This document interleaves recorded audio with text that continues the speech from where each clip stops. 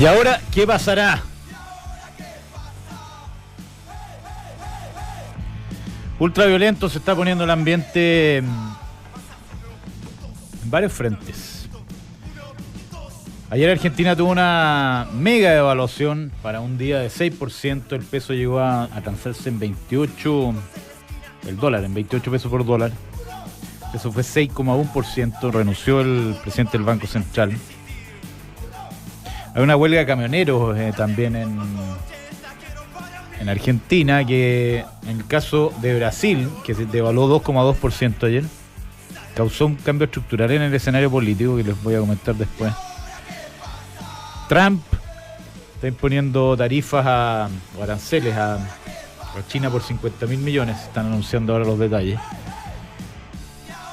Además, el Banco Central Europeo ayer retiró los estímulos. Entonces me preguntaba yo si estamos en un cambio de ciclo. Un ciclo en que, con algunas turbulencias derivadas de la crisis en Europa y otras que se nos van a ir, nos vamos a ir acordando a medida que conversemos, fue una época de plata dulce, tasas bajas y en general un buen periodo para Latinoamérica, a pesar de los últimos 4 años que en Chile fueron relativamente malos. Y podríamos estar efectivamente en un cambio. Matizo eso porque Brasil también tuvo unos años malos en el último tiempo. Buenos días, muchachos. Estoy acá con el doctor y con Fernando Zavala, el Niño Maravilla. Ultraviolento, lo de Argentina. Buenos días a todos. Bienvenidos a Información Privilegiada. Estaba haciendo el cálculo que para que la gente pueda tomar un poco de dimensión, que nosotros seguimos, por ejemplo, más de cerca qué pasa con el dólar. La gente, el dólar en Chile.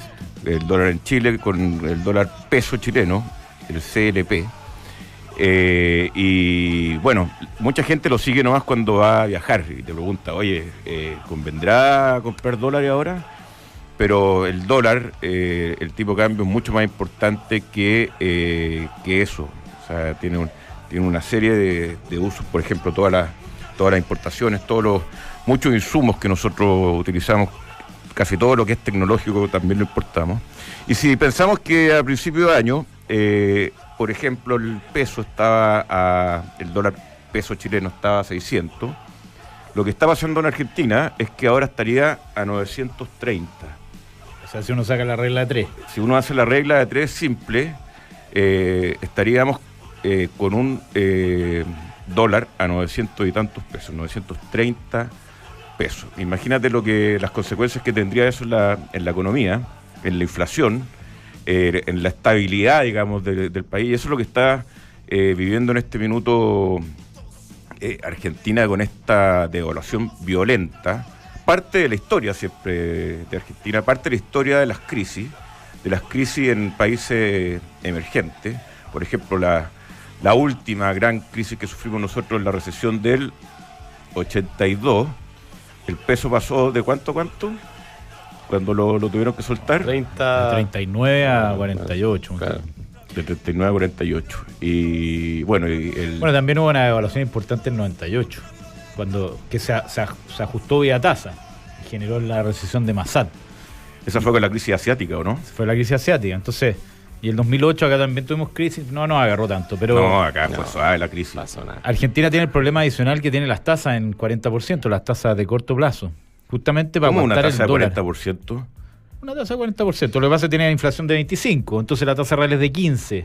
Oye, pero lo comentábamos ayer con el doctor, buenos días, estimado, es que los que echaron la deuda a 40%, que en su minuto se veía como una gran cosa, la papita. Lo comentamos, ¿te acuerdas? Ese día que se hizo la subasta, nosotros dijimos, bueno, 40% parece que compensa el riesgo, o más que compensa el riesgo. Hoy por hoy parece que no era tan bueno el premio, dado lo que pasó después, digamos. Claro, perdiendo 6% al día no hay bolsillo. No hay tasa que aguante. Estoy mirando la pantalla, sí, está cayendo casi 4% el peso argentino de vuelta. Con esta movida que hicieron, que pusieron al señor Caputo, que era el ministro de Hacienda, lo pusieron de presidente del Banco Central. Y fusionaron el Ministerio de Hacienda. Fusionaron el Ministerio de Hacienda con el Ministerio de Finanzas, que no me imagino que es parecido a Economía y Hacienda, claro. Hacienda. Ahora, lo que yo me pregunto, bueno, tiene una razón bien clara, pero es interesante discutirlo. Al final, la solución de fondo para el problema de la inflación y el problema de la evaluación del dólar que persigue la inflación en cierto sentido, es un banco central independiente en Argentina. Y esa medida, sin embargo, no se atreve a tomarla a nadie. Yo diría que esa es parte de la solución. Hay otras cosas que también son necesarias. Algo lo decía el FMI en sus requerimientos para el préstamo que ha sido tan comentado. Yo creo que el Banco Central Independiente y Autónomo es como el inicio del cuento, digamos. Después una regla fiscal que realmente se cumpla, digamos, rebalancear la balanza comercial del país, etcétera. Bueno, eliminar trabas a la exportación y cosas cambiarias que hoy día. No, sí, un problema. Creo que es más complejo que solamente eso. Pero al final la génesis de las inflaciones descontroladas en los países muchas veces tiene que ver con el Banco Central, que le hace caso al gobierno de turno, hay que financiar deuda, que no hay plata y vamos imprimiendo billetes. Pues sí. Una vez, siempre me acuerdo yo, claro, Argentina está en la segunda parte del problema. Una vez un gran profesor de macroeconomía comentaba que era mucho más fácil bajar de una hiperinflación de 1000% a 30 que de 30 a 3. Porque hay mucha inercia. Una vez que la economía se ajusta, se acostumbra a la inflación, que Argentina se ha publicado los últimos 12 meses, ponte tú 26% de inflación. Si tú tienes 26% de inflación, es difícil bajarla. Pero como señal, si estamos hablando de señales, porque el presidente del Banco Central ayer renunció a una sentida carta que le estuve echando una mira, porque no le creyeron sus políticas, en el fondo. Si tenemos un problema de credibilidad, un gran primer paso es independizar al Banco Central. Ahora eso significa cortarse las manos en términos de los políticos teniendo acceso a financiamiento ilimitado, porque la maquinita no para. Oye, ya vamos a conversar desde Argentina con alguien más experto en Argentina, pero para cerrar mi punto, yo creo que lo más importante ahora para el gobierno argentino es la selección argentina. O sea, con efectos políticos. Sí, o sea... ¿De acuerdo? O sea, todo esto puede ser totalmente matizado. Sí, que Argentina y a todo el mundo, a todos los argentinos se le olvida el peso, se le olvida todo. Si es que a la selección argentina le va bien en este mes. Como Putin, que ayer, aprovechando el triunfo 5-0 sobre Arabia Saudita, elevó la edad de jubilación. Exactamente. El mismo día que ¿La bajó? La subió. La subió, que era lo y la subió bastante. La mujer es de 55 a 63 años, los hombres quedan 65. Bueno, todo esto en un periodo gradual, no sé cuántos años, creo que son como 17 años, 18 años. Pero lo anunció ayer, después del triunfo. 5-0. Más de 5 años subió. ¿Para los hombres? 2 años por gol, más o menos, para las mujeres. Oye, 0-0 Uruguay y Egipto todavía. No ha pasado nada aún, segundo tiempo. Uruguay, a mí, al igual que Nicolás Vergara, parece me dio como una corazonada que puede ser protagonista en el Mundial. Sí. Bueno, fue casi el Mundial pasado. Acuérdate que llegó hasta cuartos, creo. No me acuerdo. Pero cuarto final, en Sudáfrica estuvo entre los primeros 4. Yo creo que estáis confundidos. Puede ser que me corrí un mundial. Corriste un mundial. Bueno, chicos. Y Trump. La trampa. Es que es el otro ultraviolento. Ultraviolento. Tarifas a China, aranceles a China, $50.000 millones. ¿Para qué lo está haciendo? Buena pregunta. ¿Por qué? Si la economía está casi en pleno empleo, Estados Unidos puede estar en un proceso de normalización de las tasas, la economía está creciendo, y se pone a pelear con China. Quizás la respuesta está en esa misma frase, pues, doctor. Lo está haciendo justamente porque puede, porque la economía está con un desempleo históricamente bajo, porque la inflación no está fuera de control y en el fondo tiene espacio para jugarse estas cartas, digamos, que le permiten salir a negociar. Pero no habían logrado un acuerdo con los chinos, que los chinos iban a dejar entrar los autos. Fueron pura cacheta de payaso también. Sí, ahora, bueno, esto también es un ataque, entre comillas, por ponerle una palabra, a uno de los planes más emblemáticos del gobierno chino. Tú sabes que China está en un plan de transformarse en el líder de producción de tecnología. Made in China 2025, creo que se llama el plan. Y entonces Trump le pone aranceles justamente a los productos tecnológicos, televisiones, chips de computadores, etcétera. Teléfonos. Pero estamos hablando de hardware, ¿no? Claro. Pero por ejemplo, los iPhones que vienen de China, pero que son de una empresa... Design in California, made in China. Sí, estadounidense, ¿entrarán en ese...? Sí, pues, tienen que entrar nomás, pues. Le aplicaron porcentaje, hay una regla ahí, que hay un certificado de origen que se llama, que te determina qué porcentaje de los inputs de cualquier cosa está hecha, cuánto en China, cuánto en Estados Unidos. Ahí irán buscándole la vuelta, pero eso tiene a los mercados cayendo casi 0,6% después del anuncio de las tarifas, que todavía no hay tanto detalle, por lo menos hasta la última vez que lo miramos. Y en Europa la cosa está cayendo sincronizadamente, el Eurostock 50... 0,65% de caída, más o menos, pero hay bolsas que caen más fuertes. El DAX alemán 0,72, el FTSE inglés 1,1, el CAC 40 es el que se está salvando, el IBEX 1,33 abajo, Milán cae 1,1%, los commodities 0,92% de caída en el oro, 1,26, lo que indica que no hay tanto susto, porque si no hay refugio ahí. El cobre cae 1,64 a 3,1680. El WTI 66,64. Está cediendo consistentemente todos los días. El cobre está cayendo fuerte, ¿eh? Bueno, sí, casi 1,7%. Y el euro se fortalece, se debilita frente al dólar 0,41% a 1,1614. Las criptomonedas bastante tranquilas para sus estándares. ¿Con quién tenemos el gusto de hablar? Con Alejandro Bianchi, gerente de inversión e Invertir Online Argentina, para que nos dé una visión directa de lo que está ocurriendo desde allá. Alejandro. ¿Qué tal? Buen día. Buen día. ¿Cómo está la cosa? ¿Cayendo hoy día? Bueno, sí, está complicado el panorama mundial. En general es un proceso que es complicado para los países emergentes, sobre todo porque, Estados Unidos... lo que hizo para salir de la crisis del año 2008 fue bajar muy fuertemente las tasas, hacer una política monetaria muy laxa, y eso obviamente benefició durante un tiempo a las economías emergentes, productoras principalmente de commodities como las nuestras, pero Estados Unidos ya salió de la recesión, el desempleo ya bajó, está cerca del 3,9%, y eso hace que Estados Unidos empiece a temerle ya no tanto al crecimiento económico, sino a la inflación, y por eso es que la Reserva Federal en esta última reunión volvió a subir la tasa de interés al 2% y anunció que probablemente lo haga 2 veces más este año, y eso era algo que quizá no estaba descontado inicialmente por los mercados. Los mercados creían que podía llegar a haber una suba más y terminar el año en 2,25 la tasa. Estamos hablando de la tasa más corta, ¿no?, que tiene la Reserva Federal, la tasa a un día.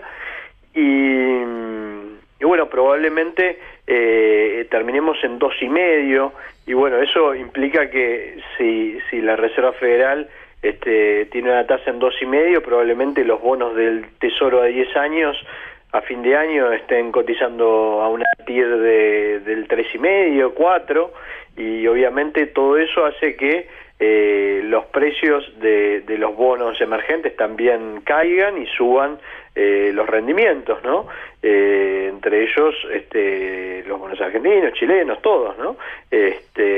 Piensen que Chile llegó a financiarse cerca del 3% en el periodo de tasa cero, y ahora estamos hablando que Estados Unidos se va a financiar al 3 o al 3,5 a 10 años. Entonces, eso claramente está teniendo un impacto, y las bolsas lo están tratando de digerir, ¿no? Ahora hay un problema así endémico argentino, porque si bien había un proceso de depreciación en todos los países emergentes, en casi todos los países emergentes, lo que está pasando en Argentina es muy particular. Sí, ayer se habrán enterado que fue reemplazado el presidente del Banco Central, Federico Sturzenegger, por Luis Caputo, que era el ministro de Finanzas. Básicamente el cambio está dado porque el dólar tuvo una una escapada muy fuerte. El peso argentino sufrió una devaluación desde la zona de 18 a fines del año pasado hasta la zona de 28 actualmente. En la pizarra ayer estaba cerrando en 28.20, con lo cual esa, digamos, inestabilidad a nivel regional que yo te mencionaba, esa dificultad que probablemente puedan tener los emergentes para fondearse, en Argentina se hace todavía más aguda porque Argentina tiene un déficit muy grande, un déficit fiscal que actualmente se busca en 2018 un objetivo de 2,7% de PBI de déficit, lo cual son casi 30.000 millones de dólares de déficit, ¿no? Y ese exceso, digamos, que Argentina gasta de más respecto de lo que colecta, digamos, por impuestos, es algo que hay que financiarlo de alguna manera.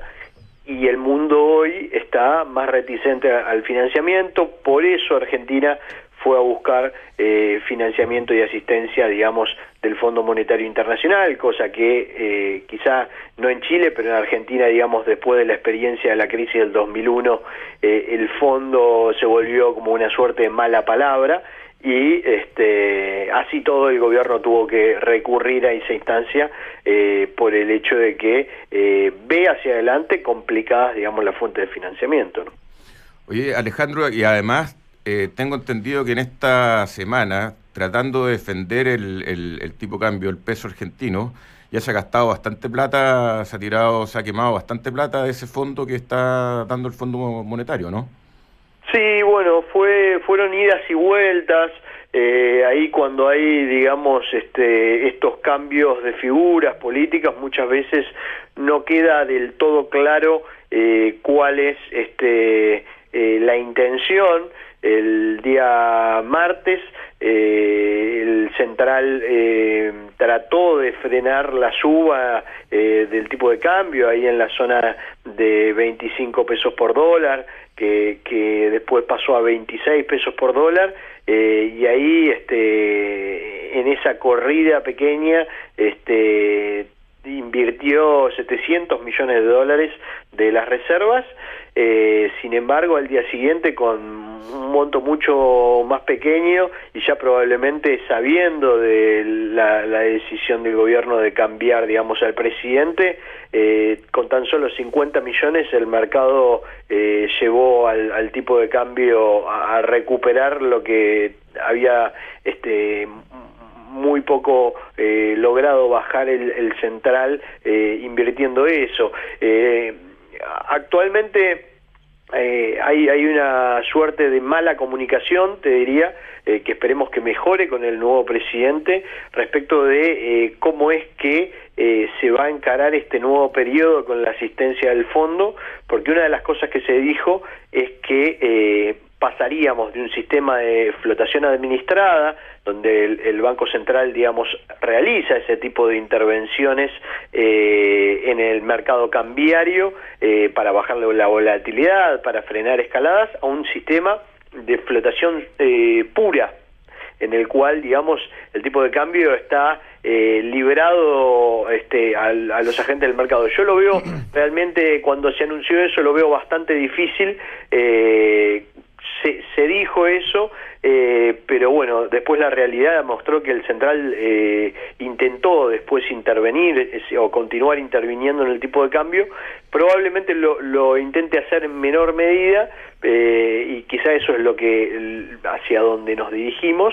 Pero bueno, por el momento hay, digamos, una suerte de mala comunicación o se informó mal, y el mercado está ahí ahora expectante respecto de qué va a pasar, ¿no? En esta primera jornada de Luis Caputo como presidente del Banco Central, ¿no? Alejandro, oye, si uno empieza a mirar más a mediano plazo de cómo se puede salir de esto, hay varios elementos que tienen que suceder, digamos. Comentábamos hace algunos minutos acá en el programa del tema de la autonomía del central para tomar decisiones, pero hay otro elemento que tiene que ver con con las señales que da el gobierno para el control de la inflación. El gobierno de Macri en diciembre del año pasado da una señal, a mi manera de ver, confusa, digamos, liderando las metas de inflación. Hoy día ya entiendo, hay un documento que circula del gobierno diciendo que la inflación podría estar arriba del 30%. ¿Qué es lo que están viendo ustedes de lo que realmente puede suceder en ese tema y cómo el gobierno puede realmente controlar lo que está pasando en el tema de la inflación? Bueno, ahí me parece que lo que sucedió es un error de diagnóstico y que creo que fue quizás lo que terminó definiendo la salida de Federico Sturzenegger del Banco Central, en el sentido de que en Argentina no se hizo, digamos, el ajuste de tarifas y después se unificó el mercado cambiario después del ingreso del nuevo gobierno, sino que se unificó el mercado cambiario y después se intentó comenzar a hacer el ajuste de tarifas de manera gradual y ahí reside el problema, porque por más que la política monetaria del Banco Central sea más o menos acertada, en el ajuste de tarifas lo que hay es inflación reprimida. Si vos realizás una política monetaria, digamos, no demasiado expansiva, donde en algún punto también se sigue financiando el gasto público, y eso es quizá criticable y es lo que el Fondo Monetario ha pedido ahora a la Argentina que se cambie, pero bueno, ese financiamiento era un poco más controlado que en el gobierno anterior. Sin embargo, lo que sucedía es que en el ajuste tarifario había inflación reprimida, y eso hacía que los números de inflación no bajaran, por más que la política monetaria fuera medianamente acertada, ¿no? Nosotros comparábamos con otros casos, digamos, de inflación, inclusive en Chile, en México, en Brasil, donde de inflaciones de 2 dígitos se logró bajar en el plazo de 4 años a una inflación de 1 dígito con esta misma política.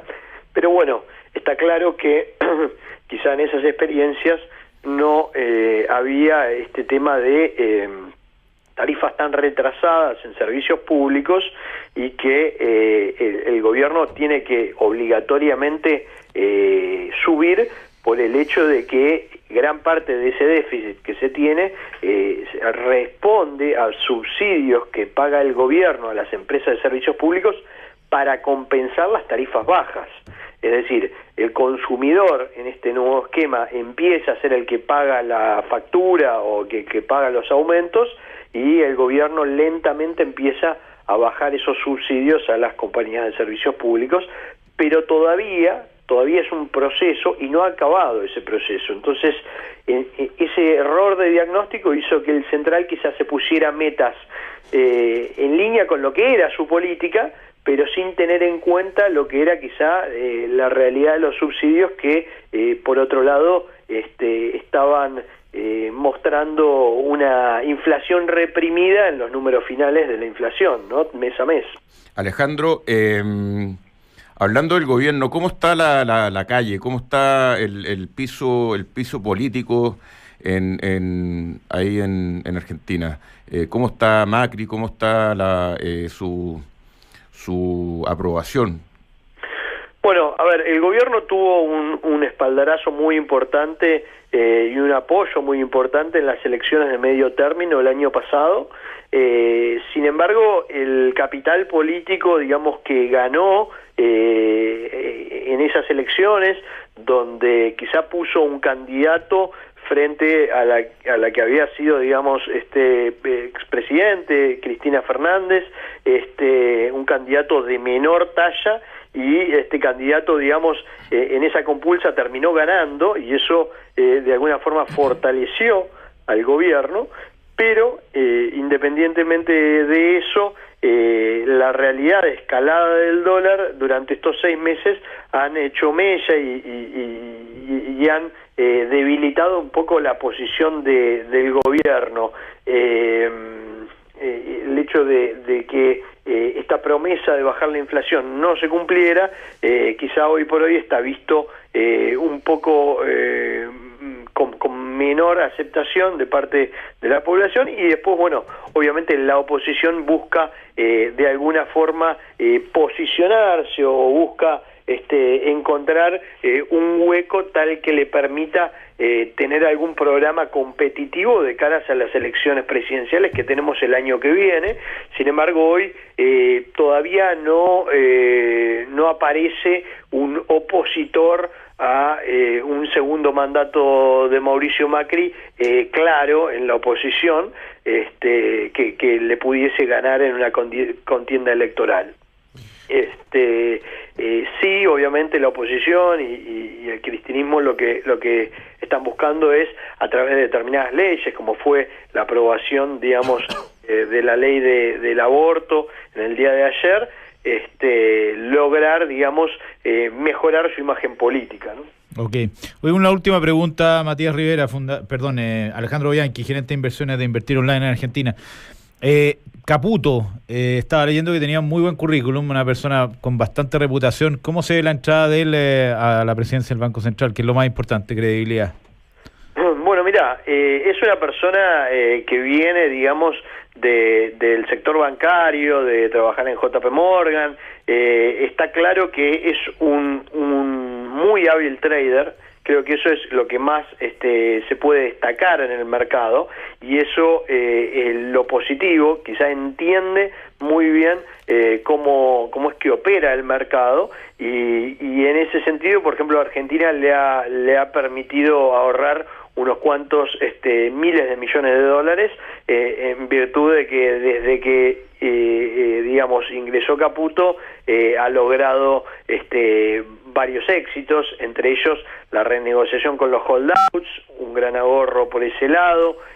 Por otro lado, el tema de la emisión del bono a 100 años, que desde el punto de vista de la oposición fue muy criticado, porque bueno, la oposición hablaba de que endeudaban a varias generaciones hacia adelante, pero cuando uno mira hoy el bono que está cotizando hasta 85 y él lo vendió a 100, realmente fue un éxito.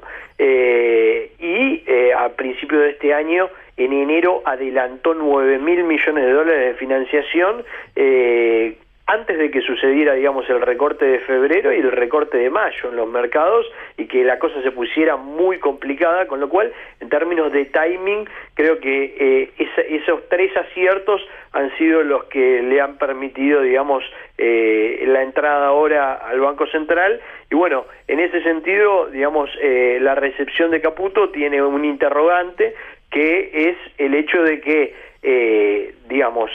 los hechos hacen que hoy Argentina tenga 1.2 billones de pesos de base monetaria, pero también 1.2 billones de stocks, de pasivos en el Banco Central, entre ellos letras, notas, y si uno calcula un poco lo que nosotros llamamos el tipo de cambio de convertibilidad, que es la base monetaria más esos pasivos que tiene el Banco Central, ese tipo de cambio te da cercano a la zona de 43. Hoy estamos, bueno, ayer cerró 28,20, con lo cual la diferencia y la expectativa evaluatoria de los hechos es muy grande.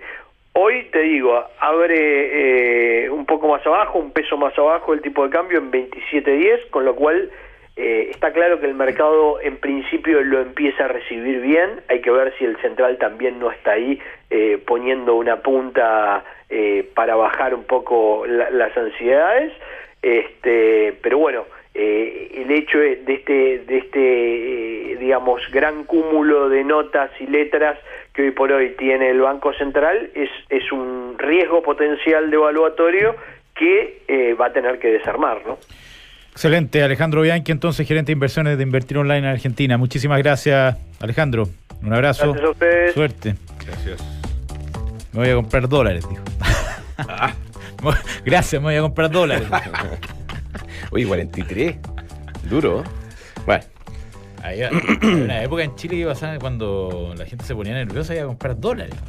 Mi abuela decía siempre, hay que Bueno, tener hay- dólares. sigue siendo Hay que así. tener dólares. Hay un mensaje político que está detrás de eso, porque Macri ha tratado de llevar a los argentinos al peso, digamos, si uno lo pone en términos simbólicos, y Argentina se resiste a dejar el peso, al parecer, ¿eh? Sí. O sea, todavía con el dólar. Sí, lo que pasa es que es una moneda un poco blanda. No es exactamente una F. moneda dura. Piensa que esto partió en 1 No a una 1, moneda en refugio, 2000. dices tú. No, moneda refugio. 1 a 1 partió el 2001. Claro. Con Menem. Sí. O sea, con de la Rúa. De la Rúa. Incluso con, ¿cómo es el que se llama el que vino después uno peinado para atrás con cara de mafioso? Dualde. Dualde fue el carnicero. Dualde fue el que devaluó, yo creo que devaluó ponte tú a 1-2. Y Claro. de ahí se empezó a ir a las pailas. Yo me acuerdo Dualde asumió después de que hubo como 3 presidentes en 2 días. Claro. Y ahora estamos en Rodríguez Sá, 28, no sé cuánto. 27. Y yo me acuerdo que fui una vez a Puerto Madero, que era muy caro Argentina. Yo tenía que trabajar con Argentina en esa época, en 2001. Y fui a Puerto Madero a almorzar y costaba $5 un almuerzo ejecutivo, así con Apoteósico. No, pero bueno, o sea, con 3 platos, vino, toda la cuestión. Al principio, cuando recién se devaluó. Va. Así que pues hoy se está poniendo barato Argentina, a pesar de que salía hoy día en los datos de inflación, que lo que más ha subido son hoteles y restaurantes, que están muy indexados al final al tipo de cambio. Claro. CBRE es la empresa de servicios financiera más antigua del mundo. Fíjate que yo estoy trabajando con CBRE en un tema y son extraordinarios. Me están viendo están evaluando un negocio ahí, una propiedad. Un temita. Un temilla, y el nivel de precisión y de información que manejan es realmente extraordinario, así que se los recomiendo sentidamente para el corretaje de su oficina, cambio de su empresa o también para cualquier negocio inmobiliario que esté pensando. CBRE primero en el mercado. Oye, en BCI con las tarjetas de crédito se sortea cada media hora Una compra gratis. una compra gratis. Cada media hora 50%, ¿no? Espérate, Sí. cada 1 hora una compra gratis, según recuerdo yo el otro día. Vamos a precisar acá. Es que te lo preciso al tiro, pero además, y para mí es más importante, que estás con 3 o 6 cuotas sin interés, lo cual Todo. para ciertos pagos, inversiones que me tocó hacer, por ejemplo, ahora que estoy remodelando la casa, Ya. pagar el piso flotante que me salió 10 veces más de lo que pensaba. Y se demoró 10 veces más también. Lo pagué en 6 cuotas sin interés, por lo menos eso. Ayuda. ¿Eh? No, ¿para Ayuda. comprarte un piso bueno o...? No, bueno, Un piso, Italiano, un piso bueno es muy caro. una definición. Eh, No, y me lo conseguí mucho más barato. Bien. ¿sí? Sí. Compra gratis cada 1 hora y cada media hora 50% de descuento. Eso es. Ya, pues, entonces hable con BCI y ocupe las tarjetas de crédito. Oye, si usted quiere invertir en temas inmobiliarios, Independencia Renta Inmobiliaria es un fondo transado en la Bolsa de Comercio con todas las ventajas tributarias que la ley otorga a esta clase de inversiones y que por más de 28 años ha entregado a sus inversionistas dividendos y rentabilidades atractivas y estables. ¿Ah? Institución muy apreciada por mi parte, pero que la gracia es que te entrega sagradamente tu dividendo trimestral. ¿Ah? Ese fondo de renta inmobiliaria de Independencia. Sagradamente, ¿eh? Sagrada Familia. Oye, Pues, tú lo dices con cierto No. sí, pues dividendo. dividendos trimestrales. Entiendo que son trimestrales. Sí, porque son pagos de renta en el fondo. Bueno, este fin de semana es el Día del Padre. Sí. Finalmente llegó. Así que para celebrarlo, nada mejor que regalar Brooks Brothers. Los que le dan más importancia al Día del Padre es Brooks Brothers, ¿eh? Sí. Sí, pues. 30% hasta 30% de descuento. Porque de 1818 lo están celebrando. Oye, hay muchos productos con 30% de descuento. ¿eh? Sí. Me tocó comprobarlo personalmente. ¿Cómo sabéis que de 1818? Porque hay partido Brooks Brothers. No es que Ah, haya partido. habían pero padres, hay- había padres. Habían padres, pero no había el Día del varias Padre. generaciones de padres. ¿Cuántas generaciones de padres de 1818? Hay poca gente Unas que... 10. Más, yo creo. 25 cada años 10 cada ¿no? generación. No, 10, no la sé. Bueno, es una discusión difícil. Bueno, vaya a Brooks Brothers, la verdad yo hago el llamado porque genera un poco más de entusiasmo e importancia Claro. Al Día del Padre. Al Día Claro. del Padre. Que Ojalá nos llegara algo. Hay más probabilidad que nos llegue algo. Si por eso está bueno. Sí. O sea, si algún niño mío me está oyendo, por favor, Vaya. vaya a Brooks Brothers. Sí, Al final lo paga uno igual. sí, total. Si estás pensando en cómo prepararte para el futuro, tienes que invertir a ojos cerrados en un departamento Almagro para que a futuro solo te preocupes de disfrutar. Porque son proyectos destacados por su calidad y trayectoria. Descubre todos los proyectos en almagro.cl/inversionistas. Almagro Vivir Superior. Y si tu presupuesto de marketing es ajustado, como probablemente son todos los presupuestos de marketing, es tiempo de planificar y pensar en expertos que conozcan y manejen las herramientas claves para maximizar tus recursos y lograr tus objetivos. En Avast Group, las cosas que parecen complejas te las hacen simples. Por eso, si piensas en publicidad, piensa en Avast Group, conectando marcas con personas. avastgroup.cl. Ya, entonces, ¿estamos, no? Estamos. Ah, qué buena. Nuestra música de emprendimiento. Esto es una innovación. Esto es innovación, claro. Oye, vamos a hablar de emprendimiento y fútbol. ¿Qué mejor mezcla? Fundador y CEO de Fanatis, Matías Rivera. Lo tenemos aquí en el estudio. Mientras tanto, Uruguay sigue a 0. Y Sí, parece que Egipto está yendo para arriba, ¿eh? No sé, he visto algunos reportes en WhatsApp del ratoneo, Sí. la actitud ratonil de los uruguayos como es tradición. Yo al principio lo vi presionando arriba. Ratonil, estaba bien leyendo algunas cosas. Oye, Matías Rivera, ¿cómo estás? Bien, muy bien. Buen día para aparecer en la radio, ¿eh? Sí, buenos días, muchas gracias por la invitación. Oye, Fanatis, ¿qué es lo que es? Cuéntanos un poco y ahí podemos irnos metiendo en tema fútbol, tema tecnología, interesante. Perfecto. Bueno, Fanatis es un servicio de streaming de deportes en vivo. Okay. Creo que la manera más fácil de describirlo es una especie de Netflix, pero para contenido deportivo. Es decir, lo puedes ver en tu sitio web, en tu teléfono, en tu Smart TV, pero en vez de ver series y películas puedes ver deporte en vivo. En particular, nuestro foco ha sido el fútbol. Distribuimos internacionalmente las ligas de Argentina, Chile, México, Perú, la Copa Libertadores Sudamericana y algunos canales lineales también. Ok. Oye, ¿dónde están? A ver, partamos por... ¿dónde están tus clientes? ¿Quiénes consumen ¿Cómo se Fanatis? escribe Fanatis, además? Fanatis es Fanatis con Z al final. Z al Es decir, final. como Fanatics de fanáticos, pero con Z. Y contestando la pregunta de Fernando, Fanatis es un servicio global y eso es lo que te permite este nuevo mundo digital. En el fondo, pasar de una lógica de canales lineales país por país a plataformas como Fanatis, como Netflix, como Spotify, a las cuales uno puede acceder desde cualquier parte del mundo, desde distintos tipos de dispositivos, de alguna manera trayendo el contenido a los fanáticos, estén donde estén y cuando lo quieran. Nosotros, como mencionaba, distribuimos distintas ligas de fútbol sudamericano y nuestro foco ha estado en llevar ese fútbol sudamericano a las personas que lo quieren ver desde fuera de los países de origen de ese fútbol. Es decir, por ejemplo, un chileno que vive en Estados Unidos, un argentino que vive en Europa. En muchos casos es muy difícil para ellos ver las ligas de sus países. Tienen que recurrir a servicios ilegales de baja calidad que se caen, con pop-ups, virus, etc.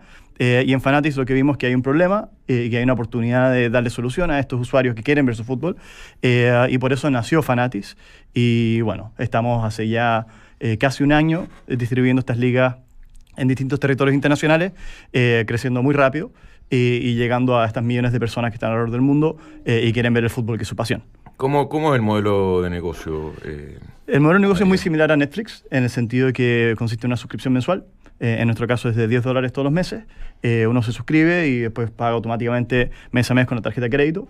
Y eso te permite ver todo el contenido que está disponible en la plataforma. Oye, perdón, pero aparte de eso, que ya es hacia el consumidor, ¿cómo es el modelo de tu insumo, digamos? ¿Cómo tú le pagas CDF, que contrata las cámaras para transmitir un partido de la Liga Nacional en Estados Unidos o en todo el mundo menos en Chile? Tal cual. Ahí uno entra en el mundo de los derechos de distribución de contenido deportivo, que es un mundo complejo porque hay muchos intermediarios distintos. Pero en nuestro caso, en el fondo, lo que hacemos es buscar territorios donde hay contenidos que están subdistribuidos. Y nos acercamos a los dueños de contenido y les planteamos hacer una oportunidad a través de Fanatics para aumentar la monetización de esos contenidos. Es decir, contestando tu pregunta en concreto, negociamos con los dueños de contenido, les compramos los derechos, distribuimos estos derechos en territorios internacionales y hacemos que la torta sea grande. ¿Y un modelo variable ahí? Eso es lo que te quería preguntar. ¿Tomaron riesgo ustedes de comprar los contenidos upfront o hay un revenue sharing? O sea, comparten los ingresos con los derechos. Sí, depende caso a caso. En cada liga uno lo negocia de maneras distintas. Depende de la contraparte, depende del territorio. Así que en algunos casos es un precio fijo, en algunos casos es revenue share, en algunos casos entre medio. Ok. Oye, ¿cómo puede ser que un emprendimiento, ustedes entiendo partieron hace un año o algo así, hoy día esté comprando contenido que yo entendía que era carísimo. O sea, uno piensa en contenido del fútbol, cuánto valen las ligas. O sea, ¿de qué manera llega usted a hacerse de este contenido que es como bien premium, digamos? ¿Ah? Sí, tal cual. Bueno, la clave está en identificar territorios donde están subdesarrollados estos contenidos. Y en ese sentido, claro, el fútbol chileno en Chile o el fútbol argentino en Argentina es brutalmente valioso y carísimo. Pero el fútbol argentino, de repente en Australia, por ejemplo, no está tan desarrollado porque están muy enfocados todos los dueños de contenido en desarrollarlo localmente. Y en ese sentido hay una oportunidad para un emprendimiento como el nuestro, aprovechando, por cierto, nuevas tecnologías, donde haciendo algo que hasta hace poco tiempo era imposible de hacer, que es distribuir a través de plataformas digitales contenido en vivo. Entonces así surge Fanatics, con precios accesibles de contenido, buscando optimizar y aumentar la productividad y el valor que está en este espacio de los derechos deportivos internacionales. Oye, ¿cómo le ha ido? Estamos muy contentos. Hemos ido en línea con nuestras proyecciones, excediéndolas en algunos casos. Y en ese sentido, bueno, también preparándonos para seguir creciendo, lo cual implica inversión en marketing y también levantamiento de capital, lo cual hasta ahora hemos tenido muy buena recepción de parte del mercado y estamos avanzando cada vez más para transformarnos nuestra visión en una plataforma líder en distribución de contenido. Esto debería ser relativamente pesado en todo lo que es hardware, ¿no? Porque el contenido streaming es potente, ocupa mucho ancho de banda, mucho servidor. Es bastante sofisticado tecnológicamente hacer streaming en vivo, más así que streaming de contenido que está a librerías, en el fondo como películas o series. Correcto. Y en ese sentido para nosotros la tecnología ha sido un foco súper importante. Porque hay que comprimir esa imagen, ¿no? ¿Cómo es la lógica técnica? Yo agarro una señal de televisión, la tengo que comprimir.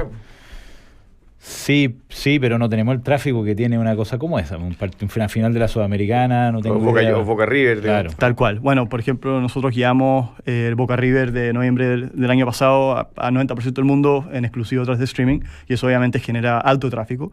Y uno tiene que prepararse en términos de infraestructura y tecnología para poder soportar ese tráfico. Y ahí está la clave del éxito, porque es imposible competir si es que tu señal no es buena. Y para nosotros lo más importante desde el principio fue preocuparnos y invertir mucho tiempo y tecnología en asegurar una buena señal y que la gente pueda ver el contenido que quiere ver sin que se caiga, sin que se interrumpa, sabiendo que siempre va a estar ahí y por supuesto en buena calidad, en Full HD para que lo puedan ver en sus pantallas. ¿Con publicidad o sin publicidad? Por ahora sin publicidad. Nuestra idea es poner algunos contenidos disponibles, por ejemplo los highlights o estadísticas acompañados de publicidad en forma gratuita. Ok.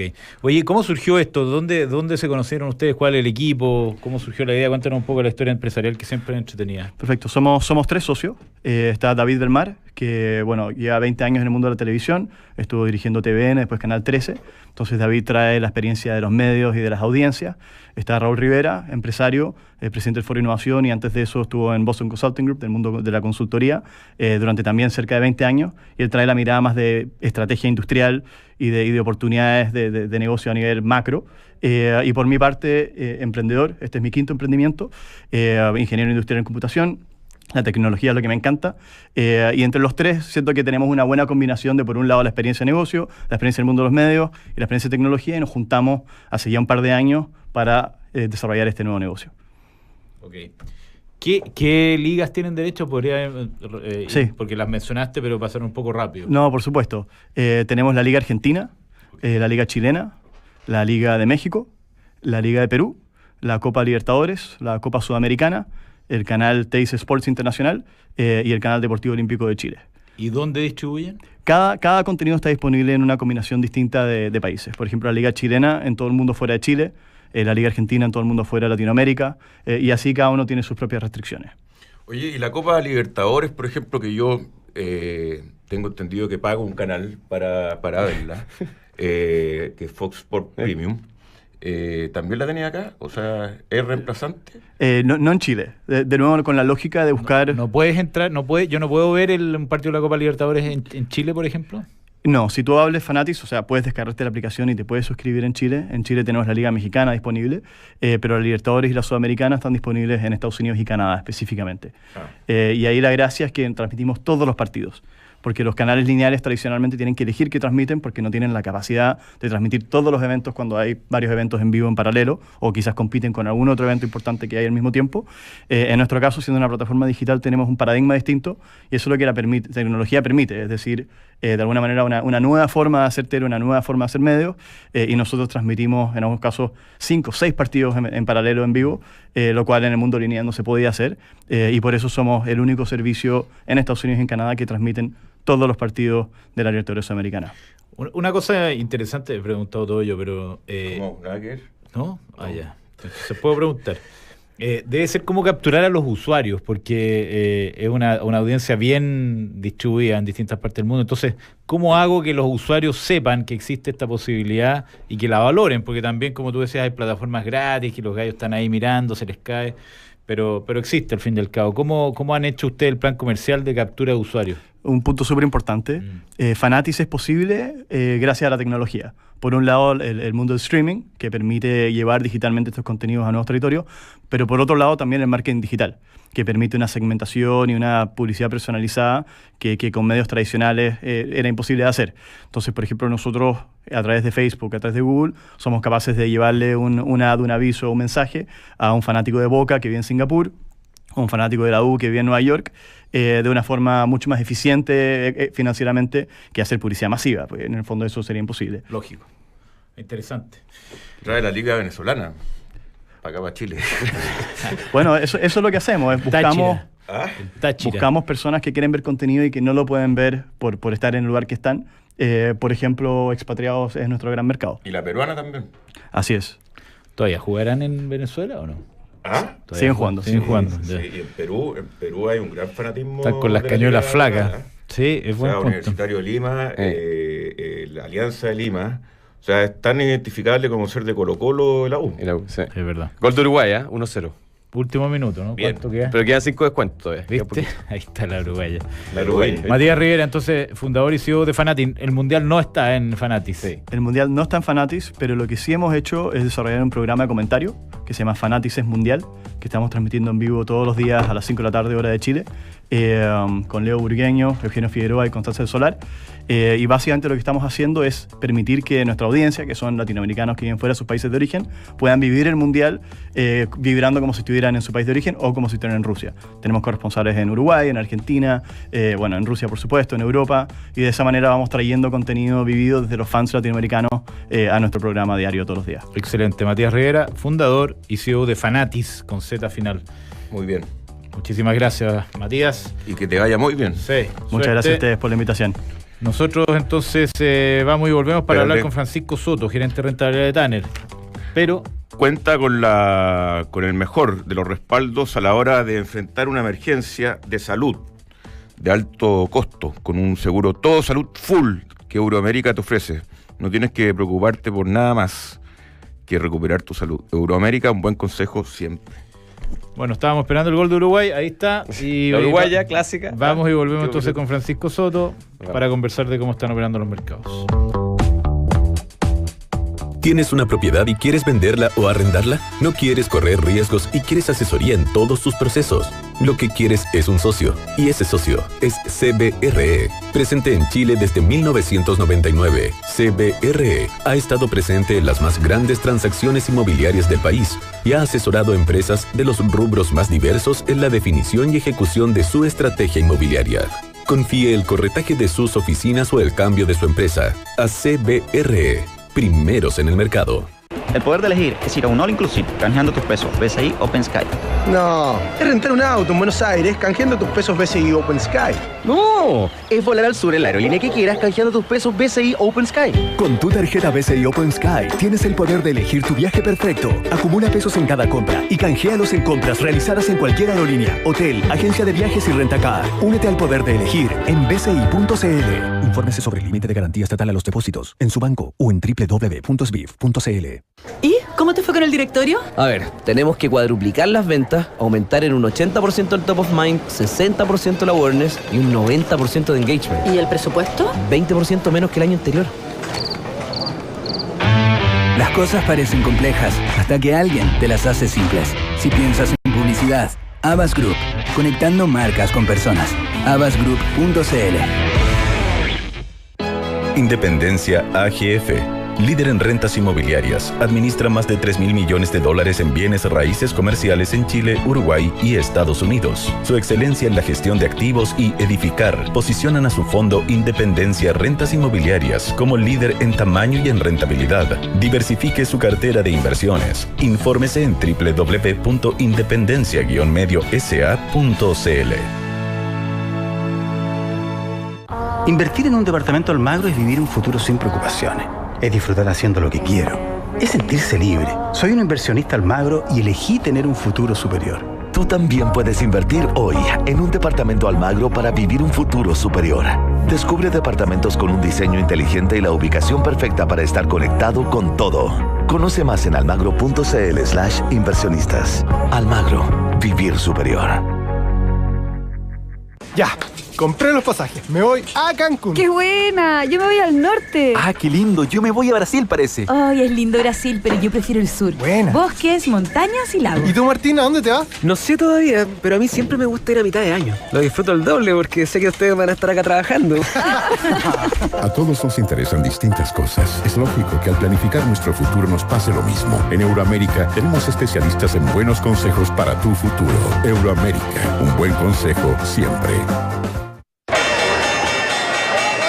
Ya hemos retornado, entonces estamos conversando de Fanatis con Matías Rivera todavía, pero ahora vamos a hablar con Francisco Soto, gerente de rentabilidad de Tanner. ¿Cómo está la cosa, Francisco? Buenos días. Buenos días, ¿cómo están? Todos mirando el partido, ¿no? Sí, hay harto mirando el partido en realidad. Pero está terminando ya, queda como un minuto. O ya terminó. Sí. Terminó. Se acabó. Terminó, sí. Ganó Uruguay. 1-0. ¿En qué minuto metió el gol Uruguay? 89. Qué tremendo, ¿eh? Debe haber sido con la rodilla, ¿no? Clásico. Nosotros no lo estamos viendo. Oye, Francisco, dólar. Bien disparado, está en 6.38. Bien nervioso, medio la contagiado, gente, ¿no? Medio contagiado en realidad por lo que está pasando afuera, en particular en Brasil y Argentina ayer, más que nada que las monedas se depreciaron bastante.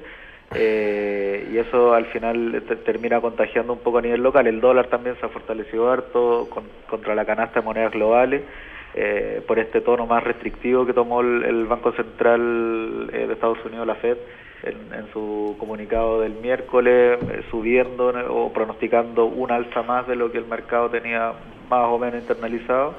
Y eso hizo que evidentemente la moneda se fortaleciera y golpeara al resto de las monedas, y con particular fuerza las monedas emergentes que en general son más sensibles a ese tipo de declaraciones. 6.38, 26. Y en el Brasil está subiendo el real de nuevo, ¿eh? Sí, había recuperado temprano, pero se está nuevamente, o sea, todavía no llega al nivel de ayer, pero sí está caminando para allá, al parecer. El peso argentino también ha seguido una tendencia bien parecida, partió bien en la mañana, llegó hasta casi un 5% a apreciarse versus el cierre de ayer, pero ahora va en 1,5 solamente, así que también la tendencia no ayuda mucho. Oye, ¿y las bolsas en Estados Unidos cómo abrieron? Está todo bien negativo, más que nada por estas tensiones comerciales que de nuevo vuelven a salir en los titulares entre Estados Unidos y China, luego de que Trump decidiera finalmente ir por los primeros 50.000 millones de dólares en tarifas o sobrecargos comerciales, y de que China respondiera que iba a responder bastante rápido a eso, y Estados Unidos le responde que si China responde, ellos van a responder con otros 100.000 millones de dólares. Entonces una situación un poco compleja ahí para el comercio a nivel global, y evidentemente para los mercados emergentes es todavía más difícil. ¿Medio punto más o menos cayendo fuera? Sí, el S&P había abierto, creo está, sí, 0.35 está, el Nasdaq 0.07 y el Dow 0.07 también abajo. ¿Y acá? Acá el IPSA no sabía, es bastante poco lo que se hace hasta ahora, pero va a 0.40 abajo, aguantando todavía el 5.500. Ok. Bueno, vamos a ver qué pasa, tiempos movidos. Leí por ahí que había sido la semana más importante del año en términos de decisiones por lo de los bancos centrales. Pero no está de tanto el ruido por ahí, aunque Argentina podría asociarse. La renuncia del presidente del Banco Central Argentino sí fue una gran noticia, por lo menos al otro lado de la cordillera. Un abrazo, Francisco. Estamos viendo cómo funciona esto. Ultraviolento. A las 11 de la mañana Marruecos con Irán, 2 de la tarde Portugal-España. Los violadores. Los violadores, ¿alguien en estos tiempos le pondría un grupo a los violadores? ¿O no? Sí. ¿Ah? Sí. ¿Con mayor razón? Con mayor razón. Sí, hay que romper el establishment. ¿Estáis seguros? No. Yo tampoco. Pero es ultraviolento. Hay que tener espíritu rebelde. No, le ponen un... Lo que pasa es que lo que tú dices es muy profundo, porque implicas que el establishment es, por ejemplo, el feminismo. Es que en eso se está convirtiendo. Sí, cuando antes el establishment era, no sé, la iglesia. Sí. O los profesores. O la aristocracia. O los dueños de fondo. Los dueños de fondo, toda la gente que va a misa. Ahora, ayer puso en Twitter esta discusión de todes. No, una estupidez. Nosotros. En inglés no existe. No, pero dicen todos. No, pero dicen they. En vez de referirse a he, she, dicen they. No, pero cuando uno... all. El pronombre ya no se puede ocupar he o she, es they. Sí, pero hay un sesgo ahí cuando uno lee, por ejemplo, los casos de Harvard, que dicen como meten a la fuerza un she. Sí, femenino, sí. El manager, no sé qué, she. Sí. Y ahora es they. No nos vamos. A todos. Un abrazo. Gracias.